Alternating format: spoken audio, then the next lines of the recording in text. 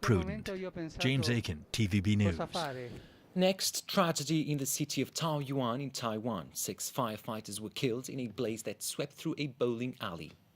All the victims were in their 20s. Authorities say a metal roof collapsed on them after a sudden burst of flames. The fire broke out at the 3-story structure during the small hours today. 2 people were rescued from the bowling alley, which was closed at the time. Firefighters suspect the blaze began at a transformer box that had been illegally modified. The mayor of Taoyuan has ordered a thorough investigation into the disaster.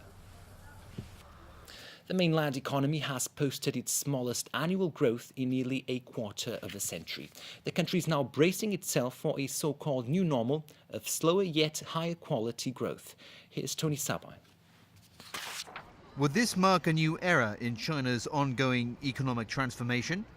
Beijing announced today the world's number 2 economy recorded a 7.4% growth in 2014. That's slightly less than the government target of 7.5% and the smallest growth rate since 1990. A housing slowdown, weaker domestic demand, and a sluggish global recovery were seen as factors behind a slowdown in growth last year.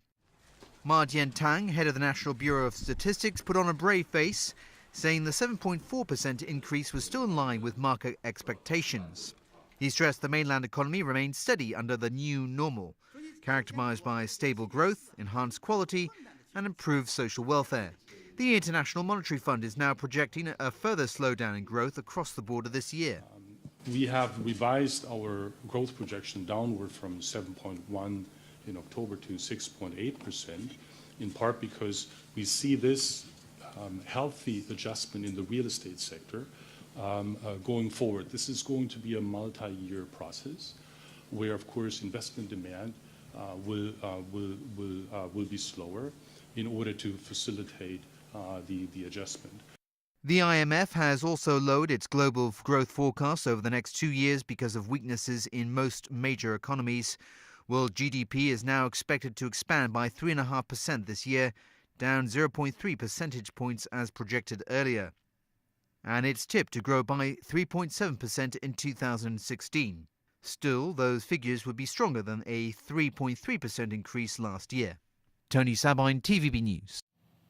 The World Economic Forum fears a long-term decline of world growth after the IMF lowered its global forecasts. Another key focus of this week's forum in Switzerland, tackling a widening wealth gap. Sonia Artero has that story. Consider this. The richest 1% of the world's population could soon own more than everyone else put together. The anti-poverty charity group Oxfam released this staggering statistic. It is their hope those gathered at the World Economic Forum from today through Thursday can address this issue. If we don't tackle this problem of inequality, that the number of people living in poverty around the world will stagnate, because we can't go on forever seeing more and more money accumulating in the hands of a tiny, tiny group of people at the top. Plus, the top tier's wealth increased from 44% in 2009 to 48% in 2014 and will exceed 50% by 2016. The report claims 7 out of every 10 people on the planet now live in a country where inequality is soaring. Oxfam believes taxing the rich even more may solve this disparity. The clear message that governments should take away from Davos is that they should tax the rich. They should tax rich people and rich corporations progressively and fairly. Sonia Artero, TVB News. Back locally, the Immigration Department and mainland authorities have smashed a human smuggling syndicate that's said to have brought Vietnamese nationals into Hong Kong. 23 people were arrested. Authorities say each illegal entrant paid between $8,000 and $10,000 to come here. Evelyn Alone reports. During the operation, the Immigration Department seized a number of fake Hong Kong identity cards, bank and employment documents. The department said starting last September, it noticed an increase in the number of Vietnamese being smuggled into Hong Kong. Officers then began working with mainland authorities to investigate. This month, the officials took action and busted a cross-border smuggling syndicate. According to authorities, the syndicate was based in Vietnam, and it targeted locals there who wanted to work in Hong Kong. So how did the syndicate operate?